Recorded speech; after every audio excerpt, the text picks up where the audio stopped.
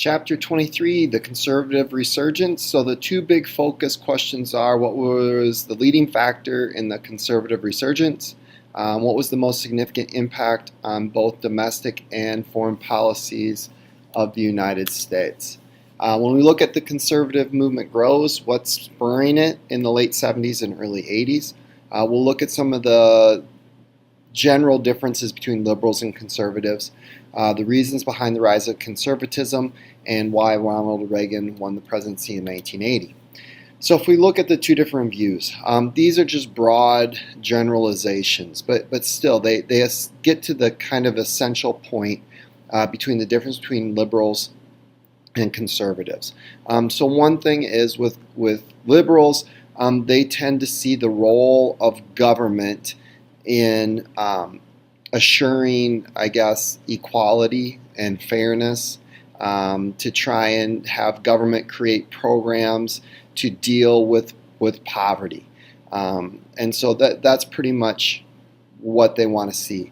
In addition, they believe that you need to have a government be active in the economy, not just in terms of dealing with poverty and the problems of poverty, but also to regulate businesses and industries, to make sure that, for example, consumers are protected, to make sure that they're playing by the rules, that they're not using and abusing their wealth.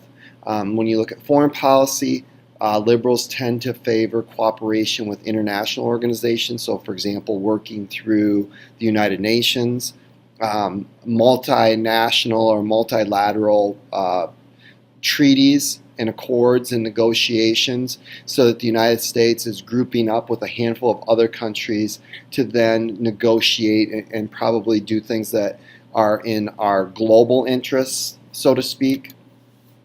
When you compare that to conservatives, conservatives believe that there should be less government, that the way for the economy to grow and to meet the needs of all individuals is through the free market, that if government gets out, doesn't regulate, doesn't heavily tax, then the economy is going to grow at a rate that's going to have enough wealth for everybody. And that when the government gets involved in the economy, it stifles growth, and that's not good. The other thing, especially at this time with traditional values, when we're talking about the 1970s and 1980s, you got to keep in mind that the 60s were pretty turbulent years, and so you've got the counterculture movement, you've got anti-war protests, and so when you look at this traditional values, there's a concern that America's going in the wrong direction when it comes to values.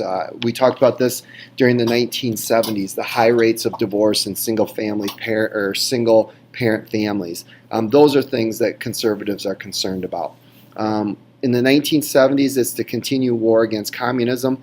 The conservatives really don't like the policies of Nixon and Ford. They believe that negotiating SALT treaty was a bad thing. They believe détente with the Soviet Union is a bad thing, that we need to have a more robust foreign policy, and that we need to still continue to stand up to the communists. So when we look at conservative movement gaining strength, there's a couple of different things that are happening at once. One is the Democratic Party is kind of at war with itself. When you look at especially the 1968 convention in Chicago, it shows the fissures that already existed in the Democratic Party. And so there's little groups that are splintering off here and splintering off there, and it makes them it gives the Republicans a target to pick up some of those moderate Democrats. When you look at the shifts in the economy, the Great Society spending, and then you throw in the Vietnam War, taxes are getting to be a pretty high burden. And so when you have a Republican Party that's talking about less regulation and fewer taxes, that's appealing and bringing people over. The other thing, too, is the conservative movement is going to hit on some key messages that the American people are going to like. So, for example, forced busing is another good hot button topic to address and say we don't like it, we want to get rid of it. The other thing is these unfunded mandates, Social Security, Medicare, Medicaid, Those things cost a tremendous amount of money. It's something the government has to pay for, but they really don't have enough money to pay for all of it. And so that is a burden on taxpayers.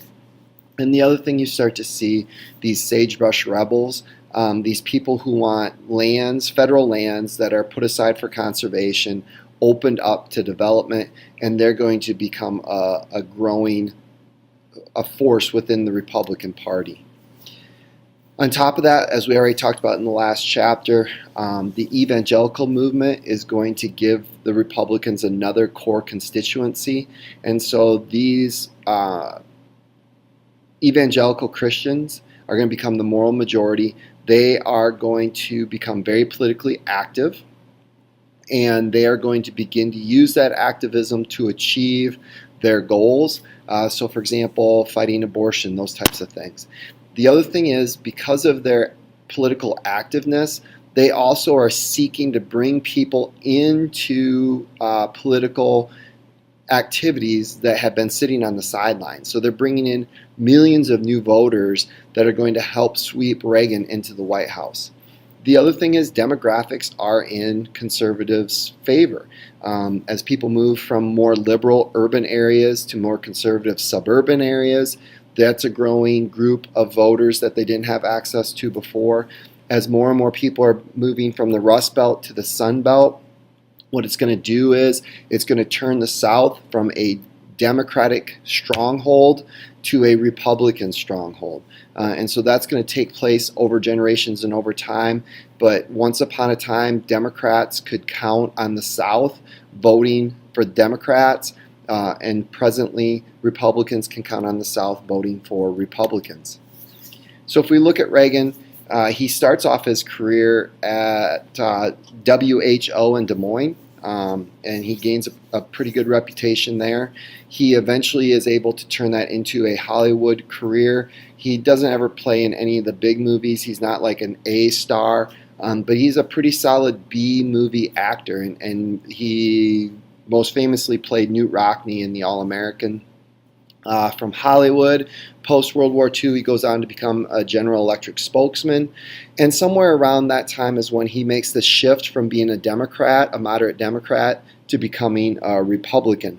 And in the mid-60s, he delivers a speech at the Republican National Convention that gets him an awful lot of press and makes him a rising star in the Republican Party. He's able to transfer that into becoming governor of California in 1966.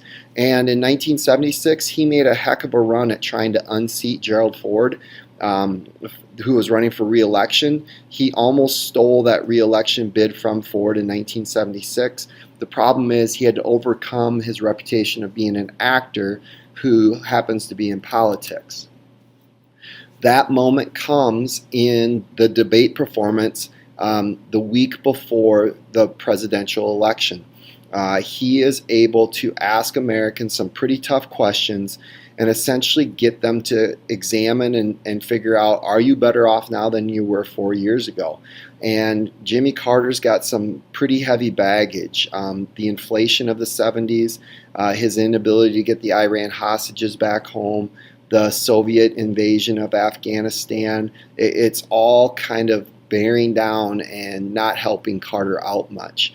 When you look at the debate, going into the debate, most polls are showing that Carter's going to win re-election. Over the weekend, after the debate performance, you start to see the shift, and more Americans are warming up to the idea of voting for Ronald Reagan. And in the last 24 to 48 hours, this election got away from Carter. Now, the other factor at play here that the book really doesn't go into much is an independent candidate named Anderson ran. He got somewhere between 6 to 10% of the popular vote. The vast majority of those people who voted for him were Democrats. And so that third party candidate really kind of tipped the scales for Reagan. Now, Reagan got more than 50%, 50.7, 50.9% of the popular vote anyway. But because of that independent candidate, it really impacts the Electoral College. And President Reagan is easily able to win election because of that.